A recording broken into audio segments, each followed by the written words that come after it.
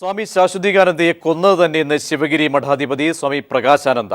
ഇടിക്കട്ട കൊണ്ട് തലക്കടിച്ച് പുഴയിൽ തള്ളിയതാകാമെന്നും അദ്ദേഹം വ്യക്തമാക്കി. പുഴയോട് ചേർന്ന കൽക്കെട്ടിനകത്ത് നിന്നും മൃതദേഹം കിട്ടിയതിലും ദുരൂഹതയുണ്ടെന്നും പ്രകാശാനന്ദ കോഴിക്കോട് പറഞ്ഞു.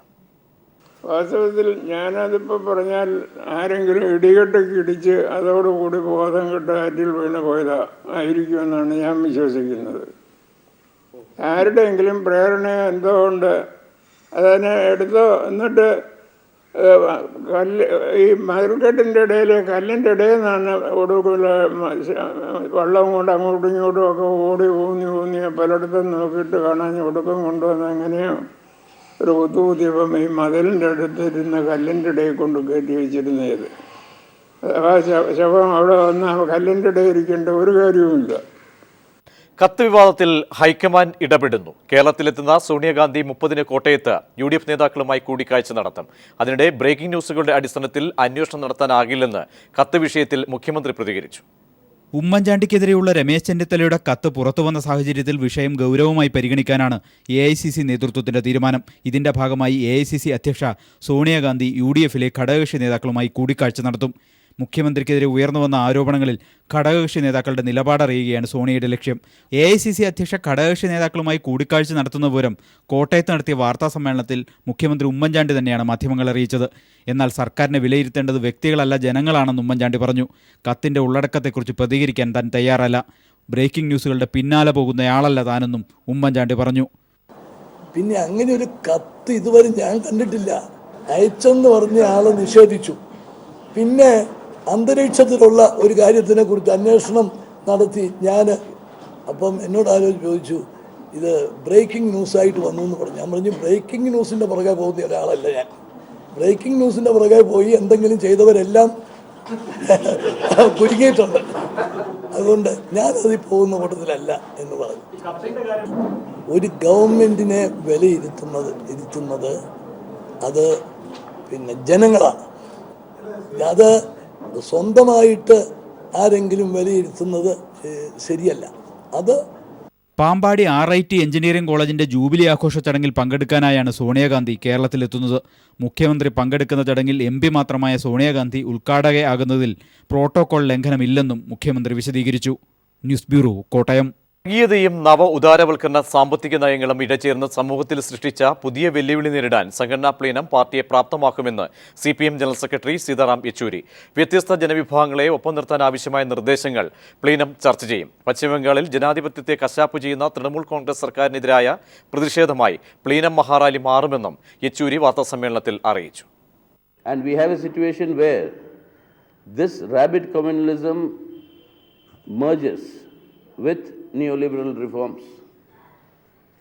This Modi government is carrying out neoliberal economic reforms more aggressively than the earlier Manmohan Singh government. At the same time, patronizing the communal forces, which are spreading in very dangerous levels in various ways. It has to be met politically, it has to be met ideologically, but it also has to be met organizationally. These are the concrete issues that we will be discussing in the plenum and taking the appropriate decisions. CPM സംഘടനാ പ്ലീനത്തിന് മുന്നോടിയായുള്ള കേന്ദ്ര committee യോഗം കൊൽക്കത്തയിൽ തുടരുന്നു. പ്ലീനത്തിൽ അവതരിപ്പിക്കേണ്ട കരട് രേഖയ്ക്ക് രാവിലെ ചേർന്ന PB യോഗം അന്തിമരൂപം നൽകിയിരുന്നു. നാളെ 10 ലക്ഷത്തിലധികം പേർ അണിനിരക്കുന്ന റാലിയോടെ പ്ലീനത്തിന് തുടക്കമാകും. ഞങ്ങളുടെ പ്രതിനിധി M. സന്തോഷ് കൊൽക്കത്തയിൽ നിന്നും തയ്യാറാക്കിയ റിപ്പോർട്ടിലേക്ക്. നാളെ ആരംഭിക്കുന്ന സംഘടനാ പ്ലീനത്തിന് മുന്നോടിയായുള്ള കേന്ദ്ര കമ്മിറ്റി യോഗമാണ് ഇപ്പോൾ പുരോഗമിക്കുന്നത്. സംഘടനാ പ്ലീനത്തിൽ അവതരിപ്പിക്കേണ്ട റിപ്പോർട്ടിനും പ്രമേയത്തിനും അംഗീകാരം നൽകുക എന്നുള്ളതാണ് കേന്ദ്ര കമ്മിറ്റി യോഗത്തിന്റെ പ്രധാന അജണ്ട. രാവിലെ പോളിറ്റ് ബ്യൂറോ യോഗം ചേർന്ന് പ്രമേയത്തിനും സംഘടനാ റിപ്പോർട്ടിനും അന്തിമ രൂപം നൽകിയിരുന്നു. ഇതിന് കേന്ദ്ര കമ്മിറ്റി അംഗീകാരം ലഭിച്ചതിന് ശേഷം നാളെ പ്ലീനത്തിൽ അവതരിപ്പിക്കും. പ്രധാനമായും ഈ സംഘടനാ റിപ്പോർട്ടും പ്രമേയവും മുന്നോട്ട് വെക്കുന്ന കാര്യങ്ങൾ നിലവിലെ ദേശീയ രാഷ്ട്രീയ സാഹചര്യത്തിൽ ഒരു വശത്ത് പുത്തൻ സാമ്പത്തിക നയങ്ങൾ സൃഷ്ടിച്ചിട്ടുള്ള ജനജീവിതം ദുസ്സഹമാക്കിയിട്ടുള്ള ഒരു സാഹചര്യം നിലവിലുണ്ട്. അതോടൊപ്പം തന്നെ മറുവശത്ത് തീവ്ര വലതുപക്ഷ ശക്തികൾ രാജ്യത്ത് പിടിമുറുക്കിക്കൊണ്ടിരിക്കുന്നു. ഈ തീവ്ര വലതുപക്ഷ ശക്തികൾ ഉയർത്തുന്ന വർഗീയതയും അതോടൊപ്പം തന്നെ നവ ഉദാരവൽക്കരണ സാമ്പത്തിക നയങ്ങളും ഇഴചേർന്നുകൊണ്ട് സൃഷ്ടിച്ച നിലവിലെ വെല്ലുവിളികൾ നേരിടുന്നതിനാവശ്യമായ സംഘടനാ ശേഷി രൂപപ്പെടുത്തുക എന്നുള്ളതാണ് പാർട്ടിയുടെ പ്ലീനത്തിന്റെ പ്രധാനമായ ഉദ്ദേശം.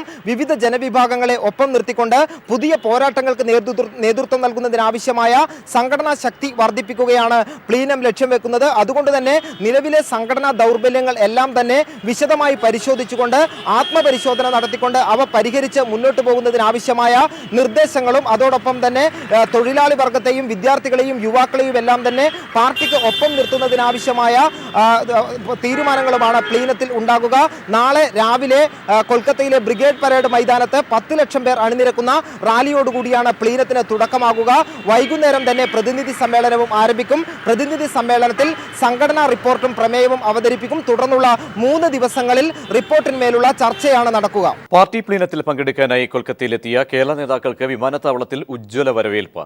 സംസ്ഥാന സെക്രട്ടറി കോടിയേരി ബാലകൃഷ്ണൻ, പിണറായി വിജയൻ, VS അച്യുതാനന്ദൻ തുടങ്ങിയ നേതാക്കളെ മുദ്രാവാക്യം വിളികളോടെയാണ് ബംഗാളിൽ പാർട്ടി പ്രവർത്തകർ സ്വീകരിച്ചത്.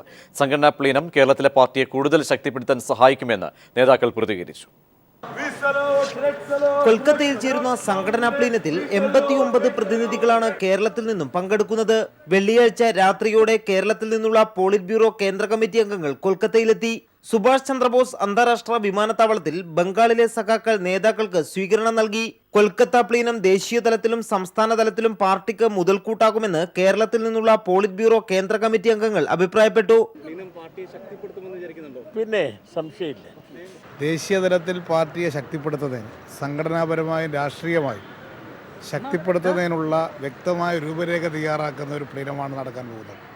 ഇന്ന് പാർട്ടിയുടെ സംഘടനാ രംഗത്തുള്ള ഒട്ടനവധി പ്രശ്നങ്ങൾ പരിഹരിച്ചുകൊണ്ട് തിളക്കമുള്ള ഒരു വിപ്ലവ ബഹുജന പാർട്ടിയാക്കി CPM-നെ മാറ്റി തീർക്കുന്നതിന് വേണ്ടിയിട്ടുള്ള ഒരു സംരംഭത്തിൻ്റെ ഭാഗമാണ് ഈ പാർട്ടി പ്ലീനം. പാർട്ടി സംഘടനയെ ശക്തിപ്പെടുത്തുക എന്നുള്ള ഏറ്റവും പ്രധാനപ്പെട്ട ലക്ഷ്യമാണ് കൽക്കത്തയിൽ വെച്ച് ചേരുന്ന പ്ലീനം കൊണ്ട് ഉദ്ദേശിക്കുന്നത്. ശനിയാഴ്ച വൈകുന്നേരത്തോടെ കേരളത്തിൽ നിന്നുള്ള മുഴുവൻ പ്രതിനിധികളും പ്ലീനത്തിൽ പങ്കെടുക്കുന്നതിനായി കൊൽക്കത്തയിലെത്തും. പ്ലീനത്തിൽ പങ്കെടുക്കാനായി കൊൽക്കത്തയിലെത്തിയ കേരളത്തിൽ നിന്നുള്ള നേതാക്കൾക്ക് ആവേശകരമായ വരവേൽപ്പാണ് ബംഗാളിലെ സഖാക്കൾ നൽകിയത്. ഈ പ്ലീനം കേരളത്തിലെ സംഘടനയെയും കൂടുതൽ ശക്തിപ്പെടുത്തുമെന്ന പ്രതീക്ഷയും കേരളത്തിലെ നേതാക്കൾ പങ്കുവച്ചു. കൊൽക്കത്ത വിമാനത്താവളത്തിൽ നിന്നും ക്യാമറാമാൻ ശൈലേഷ് കല്ലായിക്കൊപ്പം M. സന്തോഷ്. നരേന്ദ്രമോദിയുടെ പാക് സന്ദർശനം അപ്രതീക്ഷിതമല്ലെന്ന് ദേശീയ മാധ്യമങ്ങൾ. പാക് സന്ദർശനം സംബന്ധിച്ച് പ്രതിപക്ഷ പ്രതിഷേധം രൂക്ഷമാകുന്നു. മോദി പാകിസ്ഥാനിലെത്തിയത് ഉരുക്കു വ്യവസായി സജ്ജൻ ജിൻഡാലിന് വേണ്ടിയെന്ന് ആരോപണം. നവാസ് ഷെരീഫുമായുള്ള കൂടിക്കാഴ്ചയിൽ സജ്ജൻ ജിൻഡാലിന്റെ സാന്നിധ്യം എന്തിനെന്നും പ്രതിപക്ഷം ചോദിക്കുന്നു. സംസ്ഥാനത്ത് ബാർ ലൈസൻസ് റദ്ദാക്കിയ സർക്കാർ നടപടിക്കെതിരെ ബാർ ഉടമകൾ സമർപ്പിച്ച ഹർജിയിൽ സുപ്രീം കോടതി 29-ന് വിധി പറയും. 5 സ്റ്റാർ ഒഴികെയുള്ള ബാറുകളുടെ ലൈസൻസ് റദ്ദാക്കിയ സർക്കാർ നടപടിക്കെതിരെയാണ് ബാർ ഉടമകൾ ഹർജി സമർപ്പിച്ചത്. അസഹിഷ്ണുത കണ്ണൂരിലും. അനാചാരങ്ങൾക്കെതിരെ പോരാടിയ ഫോട്ടോഗ്രാഫർ റഫീഖ് പുളിമ്പറമ്പിലിന്റെ സ്റ്റുഡിയോയ്ക്ക് നേരെ ആക്രമണം. ഫോട്ടോഗ്രാഫേഴ്സ് അസോസിയേഷന്റെ നേതൃത്വത്തിൽ തളിപ്പറമ്പിൽ ഹർത്താൽ ആചരിക്കുകയാണ്. ക്രിസ്മസ് തലേന്ന് സംസ്ഥാനത്ത് റെക്കോർഡ് മദ്യവിൽപ്പന. കൺസ്യൂമർ ഫെഡിന്റെ ഔട്ട്ലെറ്റുകളിൽ ഒറ്റ ദിവസം മാത്രം വിറ്റത് 7,40,00,000 രൂപയുടെ മദ്യം. 1,87,00,000 രൂപയുടെ മദ്യം വിറ്റ എറണാകുളം ജില്ലയാണ് മദ്യവിൽപ്പനയിൽ മുന്നിൽ. കൊച്ചി വൈറ്റ്ല ഔട്ട്ലെറ്റിൽ മാത്രം വിറ്റത് 54 ലക്ഷം രൂപയുടെ മദ്യം. കഴിഞ്ഞ വർഷത്തേക്കാൾ 1 കോടി രൂപയുടെ വർധനവാണ് കൺസ്യൂമർ ഫെഡിന്റെ മദ്യവിൽപ്പനയിൽ ഒറ്റ ദിവസം മാത്രമുണ്ടായത്. സംസ്ഥാനത്തെ 49 ഔട്ട്ലെറ്റുകളിലായി 7,40,00,000 രൂപയുടെ മദ്യമാണ് ക്രിസ്മസ് തലേന്ന് വിറ്റഴിച്ചത്. ഇതിൽ എറണാകുളം ജില്ലയാണ് മുന്നിൽ. 1,87,00,000 രൂപയുടെ വിൽപ്പനയാണ് എറണാകുളത്ത് നടന്നത്. ജില്ലയിലെ വൈറ്റ്ല ഔട്ട്ലെറ്റിൽ റെക്കോർഡ് വിൽപ്പനയാണുണ്ടായത്. വൈറ്റ്ലയിൽ കഴിഞ്ഞ വർഷം ഡിസംബർ 24-ന് 18 ലക്ഷം രൂപയുടെ മദ്യമാണ് വിറ്റതെങ്കിൽ ഇത്തവണ 53,83,000 രൂപയുടെ വിൽപ്പനയാണ് നടന്നത്. കഴിഞ്ഞ തവണത്തേക്കാൾ 3 മടങ്ങ് വർധനയാണ് മദ്യവിൽപ്പനയിൽ ഈ വർഷം ഇവിടെ ഉണ്ടായത്. ഓണത്തിനും ഏറ്റവും കൂടുതൽ മദ്യവിൽപ്പന നടന്നത് ഇതേ ഔട്ട്ലെറ്റിൽ തന്നെയാണ്. ക്രിസ്മസ് തലേന്നത്തെ മദ്യവിൽപ്പനയിൽ 2ാം സ്ഥാനം തിരുവനന്തപുരം ജില്ലയ്ക്കാണ്. 98 ലക്ഷം രൂപയുടെ മദ്യം തിരുവനന്തപുരത്ത് വിറ്റഴിച്ചു. തൃശ്ശൂരിൽ 94 ലക്ഷം, കോട്ടയത്ത് 77 ലക്ഷം, കണ്ണൂരിൽ 63 ലക്ഷം എന്നിങ്ങനെ പോകുന്നു വിവിധ ജില്ലകളിലെ കണക്കുകൾ. ഏറ്റവും കുറവ് വിൽപ്പന നടന്നത് പത്തനംതിട്ട ജില്ലയിലാണ്. ഒരേ ഒരു ഔട്ട്ലെറ്റ് മാത്രമുള്ള പത്തനംതിട്ട ജില്ലയിൽ വിറ്റത് 20 ലക്ഷം രൂപയുടെ മദ്യമാണ്. കൺസ്യൂമർ ഫെഡിനേക്കാൾ ഇരട്ടിയിലധികം ഔട്ട്ലെറ്റുകളുള്ള ബീവറേജസ് കോർപ്പറേഷന്റെ കണക്കുകൂടി പുറത്തുവരുന്നതോടെ മലയാളിയുടെ മദ്യാസക്തി എത്ര മടങ്ങ് വർദ്ധിച്ചുവെന്ന് വ്യക്തമാകും. KM ഉമേഷ്, കൊച്ചി. മണ്ഡലപൂജയോടനുബന്ധിച്ചുള്ള തങ്കഅങ്കി ഘോഷയാത്ര ശബരിമലയിൽ എത്തി. വൈകിട്ട് ശരംകുത്തിയിൽ നിന്നും തങ്കഅങ്കിയെ ആചാരപൂർവ്വം സ്വീകരിച്ച് സന്നിധാനത്ത് എത്തിച്ചു. സോപാനത്തെത്തുമ്പോൾ തന്ത്രിയും മേൽശാന്തിയും ചേർന്ന് തങ്കഅങ്കി പേടകം ഏറ്റുവാങ്ങും. തുടർന്ന് തങ്കഅങ്കി അയ്യപ്പ വിഗ്രഹത്തിൽ ചാർത്തി 6:30 സന്ധ്യ ദീപാരാധന നടക്കും.